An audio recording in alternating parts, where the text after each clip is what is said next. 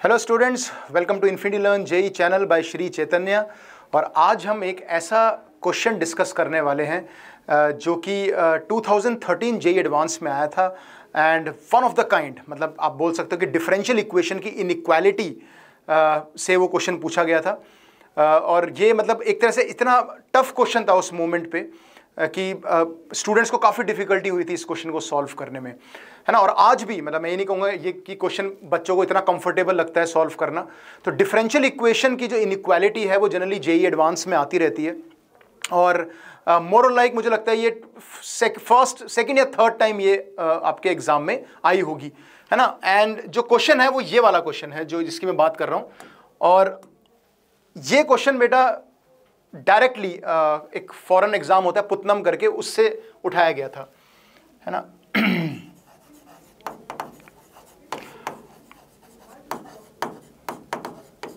हालांकि differential equation की inequality 2001 में आ चुकी है, 2003 में आ चुकी है ना। उसके बाद डिफरेंशियल इक्वेशन की इनइक्वालिटी 2012 में आई है, 2013 में आई है।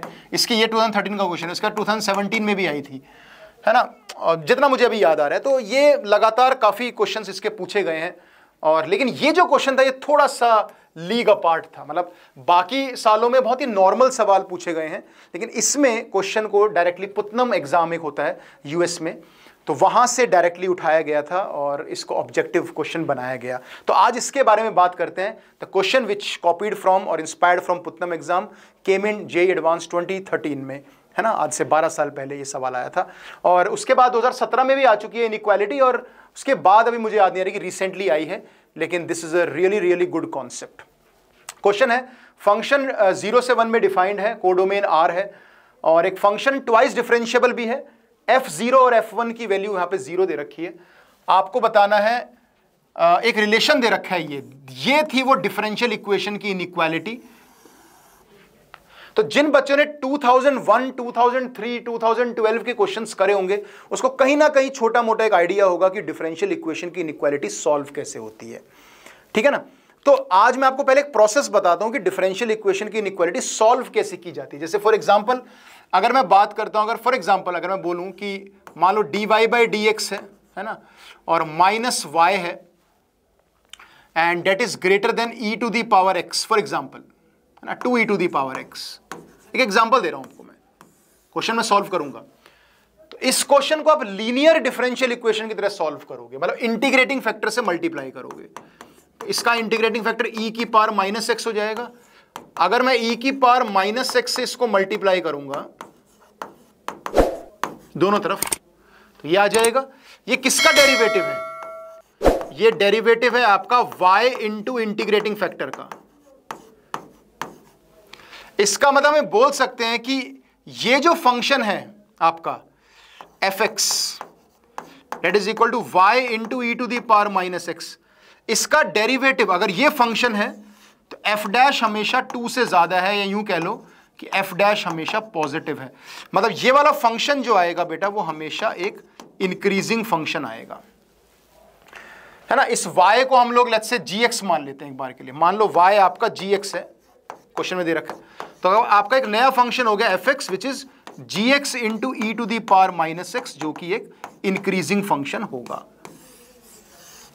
एक एग्जांपल दे रहा हूं मैं तुम्हें स्टार्ट करने से पहले, क्योंकि अगर आपने ये चीज समझ ली ना तो फिर ये समझना आपके लिए बहुत मुश्किल काम नहीं है। तो आपका फंक्शन इंक्रीजिंग है, तो अगर मान लो आप ग्राफ बनाते हो फॉर एग्जांपल 0 से 1 में, आपको बोला गया है, लेट्स से क्वेश्चन में दिया गया है कि g0 जो है वो 0 है और 0 से 1 आपकी डोमेन है, मतलब जो डोमेन दे रखी है आपको वो 0 से 1 दे रखी है, 0 से 1। तो 0 से 1 में अगर आप इसका ग्राफ बनाओगे fx का, और पूछा क्या है अपने से पूछा है, यू कैन से दैट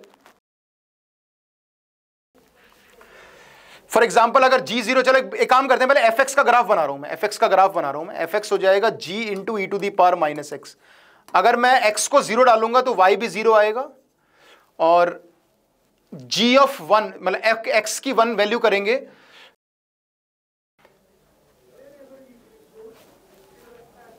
तो ये फंक्शन इंक्रीज करेगा, है ना।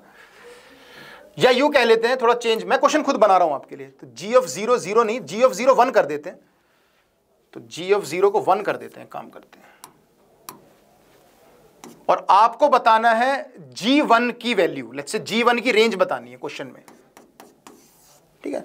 तो जब x को 0 डालोगे तो g0 1 आएगा और ये भी 0 डालने पर 1 आएगा, तो इसकी वैल्यू 1 आ जाएगी, और फिर ये फंक्शन इंक्रीज कर रहा है। मतलब हम ये बोल सकते हैं कि जो 1 पे जो वैल्यू होगी, जो f1 की जो वैल्यू होगी वो 1 से ज्यादा ही होगी, क्योंकि ग्राफ 0 पे 1 था, फिर इंक्रीज कर रहा है, तो जो f1 की वैल्यू 1 से ज्यादा ही है।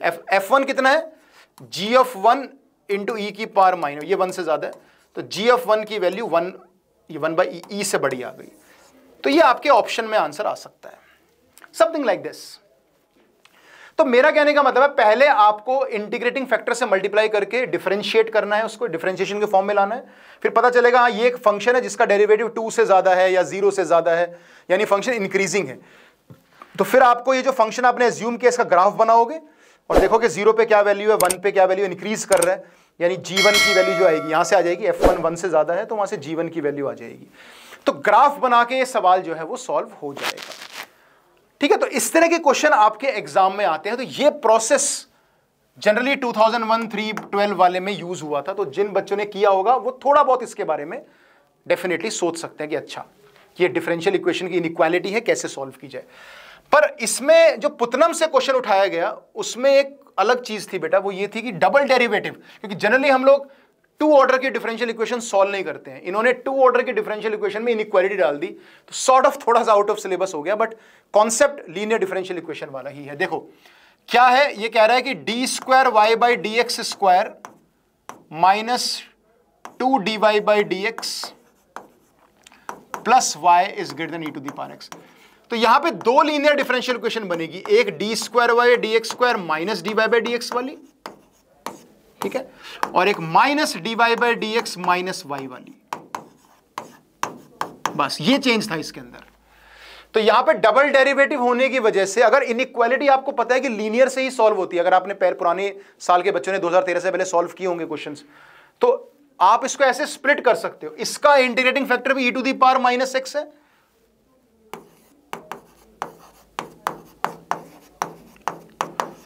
और उसका इंटीग्रेटिंग फैक्टर भी e to the power minus x है,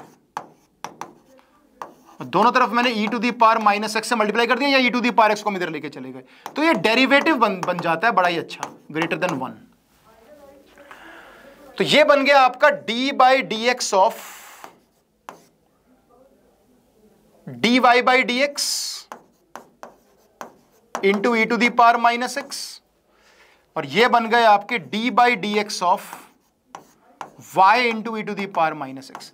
अच्छा y की जगह एफ एक्स यूज करना है, तो अब समझ लो, तो ये बन गया डी बाई, अच्छा D by D X of H x minus के एक्स, तो दोनों साथ में ले सकते हैं भाई, h माइनस जी का डेरिवेटिव क्या होता है, h डैश माइनस जी डैश, तो एक साथ ले लो, इसको मैं f डैश लिख रहा हूं अभी के लिए, f डैश ई की power minus X minus F x into E to the power minus X, ये हमेशा क्या आ रहा है, 1 से बड़ा आ रहा है। अच्छा ये भी किसी का डेरिवेटिव है क्या, बिल्कुल ये भी डेरिवेटिव है आपका, वही है सेम, ये डेरिवेटिव है आपका e to the power minus x into d y into f x का, तो ये भी किसी का डेरिवेटिव है। तो इन शॉर्ट ये बन गया double derivative of F x into E to the power minus X, जो हमेशा 1 से ज्यादा आ रहा है। तो बेसिकली अब तक जो सवाल पूछते आए थे जेईई एडवांस वाले, उसमें क्या था, सिंगल ऑर्डर का डिफरेंशियल इक्वेशन था, एक बार इंटीग्रेटिंग फैक्टर मल्टीप्लाई करते थे, ऑटोमेटिकली डेरिवेटिव 2 से ज्यादा आ गया या 0 से ज्यादा आ गया, यानी ये फंक्शन इंक्रीजिंग हो गया, ग्राफ बनाते थे और वहां से जो भी एनालिसिस करना होता करते हैं हम लोग, ये प्रोसेस था। लेकिन इसमें पुतनम से क्योंकि क्वेश्चन उठाया गया, तो एक तो डबल ऑर्डर का सवाल आ गया इनइक्वालिटी में, और डबल ऑर्डर में भी हमने 2 लीनियर डिफरेंशियल इक्वेशन बना दी, इंटीग्रेटिंग फैक्टर से मल्टीप्लाई करा तो बन गया डेरिवेटिव, ये दोनों एक साथ लिया तो ये एक और डेरिवेटिव बन गया। तो ये इसके अंदर टफ चीज थी पता लगाना, क्योंकि आपने अगर कर भी रखा होगा ये सवाल, लेकिन उसके बाद भी आप थोड़ा नहीं काफी शॉक लगेगा कि यार डबल डेरिवेटिव में इनइक्वालिटी आ गई। अब जिस बच्चे को पता होगा यार इनइक्वालिटी ऐसे सॉल्व होती है, बट डबल डेरिवेटिव का तड़का है, तो क्या सोच सकते हैं। तो बहुत दिमाग वाला और काफी टफ सवाल था ये क्वेश्चन में, पर अब आप देख सकते हो कैसे करना है। तो अगर आप इसको स्प्लिट करोगे तो दो डिफरेंशियल इक्वेशन बनेगी लीनियर में, एक डबल डेरिवेटिव की, एक सिंगल डेरिवेटिव की, नॉर्मल जो हम पढ़ते हैं।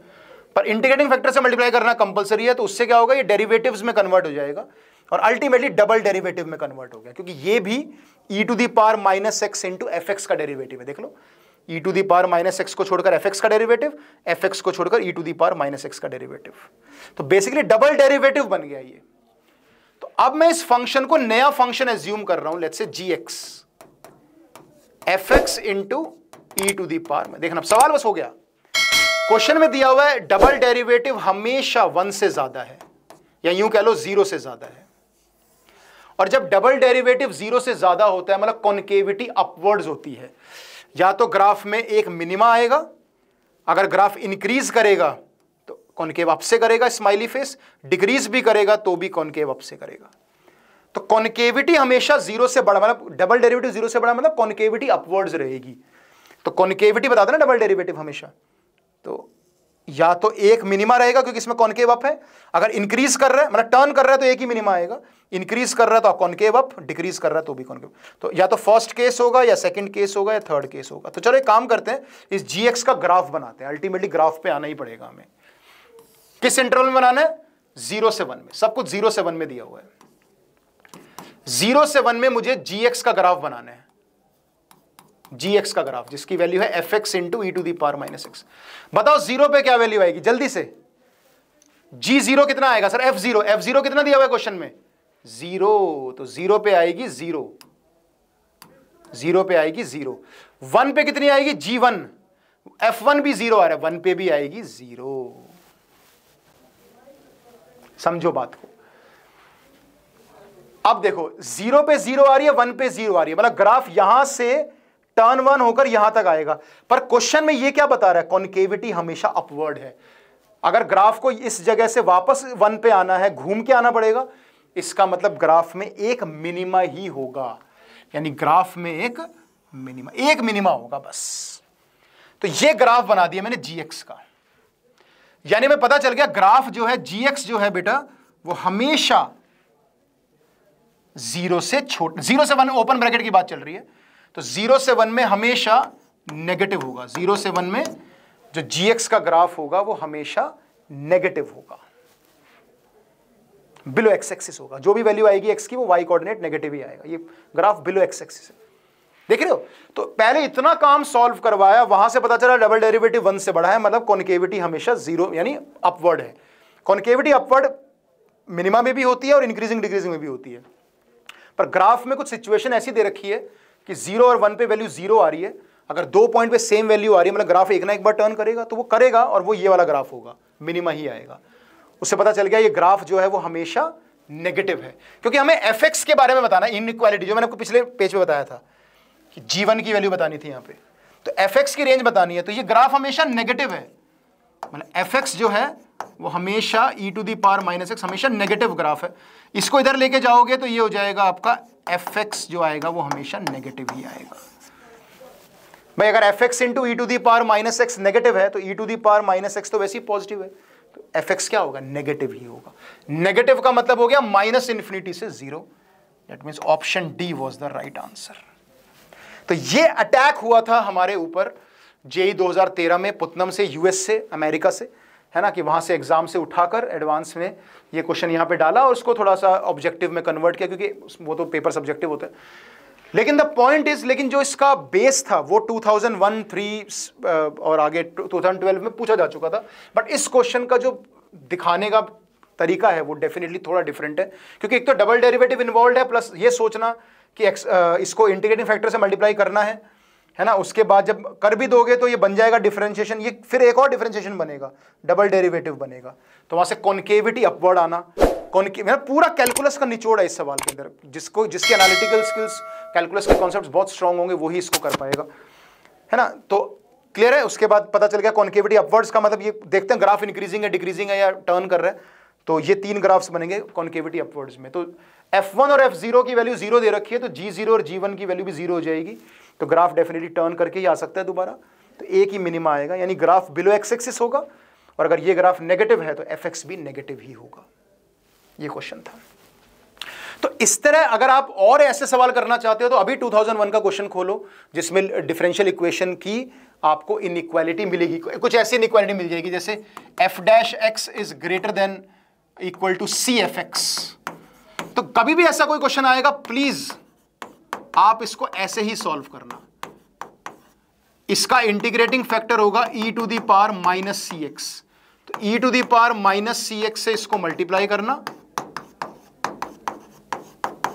दोनों तरफ, और ये बनेगा derivative of F x into E to the power minus C X. देख लो बनेगा कि नहीं बनेगा, बिल्कुल बनेगा। यानी अगर मैं इसे नया फंक्शन एज्यूम कर लूं g x is equal to f x into E to the power minus C x, तो अगर इसका डेरिवेटिव पॉजिटिव है, नहीं ये ग्राफ इंक्रीज कर रहा है, तो अगर ये ग्राफ इंक्रीज कर रहा है तो देख लो फिर ग्राफ बना के क्या पूछा गया सवाल के अंदर। तो 2001 में आपको ऐसा सवाल मिलेगा, 2003 में आपको यह सवाल मिलेगा p dash x is greater then P x types का, इसमें भी वही काम करना है।